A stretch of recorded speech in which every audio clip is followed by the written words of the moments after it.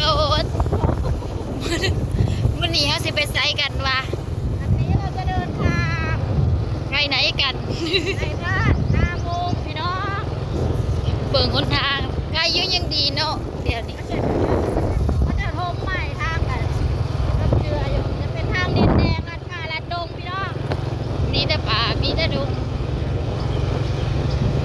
ทำมาบุบ้านกันเจ้า เราจะไปบ้านนายพลอยไปเนี่ยเฮ็ดบุญเนาะ ใคร ไปจ่อยงาน ถ้าแน่แต่อากาศมันก็เป็นใจมันแดด จ่อยงานบุญเพื่อนหัวหน้าพลอยงานสีเขียวพี่น้องแล้วพากันขี่รถจักรไป พายุมันยังบ่แดดไปได้เนาะ ฉันอายุนะคะหนู นะ อายุทางก็จะเด้งดึงนะคะ ลายตาแน่น้อยหนึง ง่วงก็จะกินไปซะจะมีนักกินบ้านเฮาอยู่จังบ่จ่อยโอ้ก็เจ้าเฮ็ดใหม่เพิ่นแบบ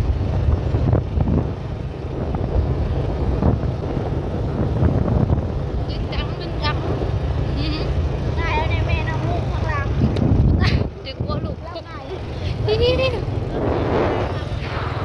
โอ้บ่ไงไปได้ดอกก็อยู่ปุ๊บ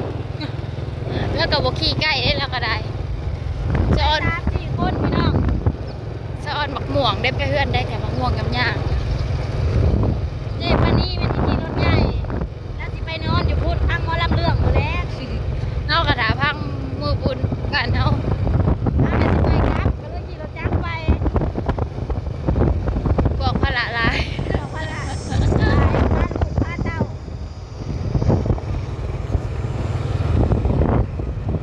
หมวกหอดผ่านยังแหละ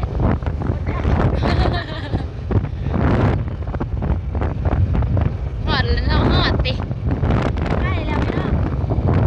เดือนแล้วนี่แม่นเราใหญ่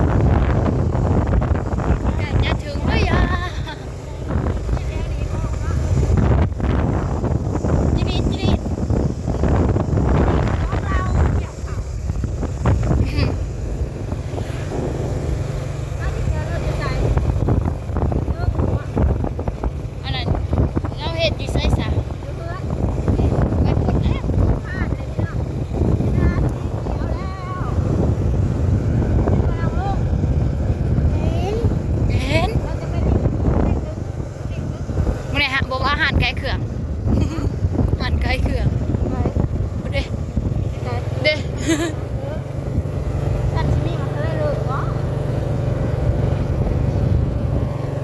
แล้วค่ะ ลุงจะไปเล่นจะได้เด้อป้าโอ้ ว่าบอกเจ๊อยู่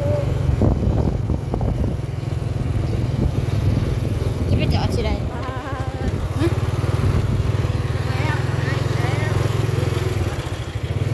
ปันบุญ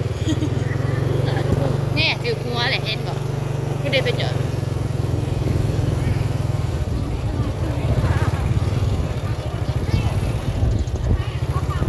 นี่ตรงนี้ก็ได้ มาจอดถูกดิ คนขโมยมาเลย หอดเลย ใช่เพิ่มพี่น้องง่ายกุ๊กจะไปขี่ทั้งหลังหอดเลย มากับน้องไผ่แม่น้องลุงจ้าแล้วก็น้องลุงพี่น้อง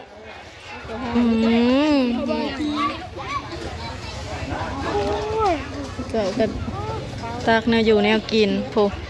มีหอนบังเล้งดึงนะคะ พี่น้องน้องลุงมาลินบังเล้งดึงป้าปะเนี่ยไปพี่น้องเดี๋ยวสิพาไปเบิ่งบรรยากาศภายในงานเด้อ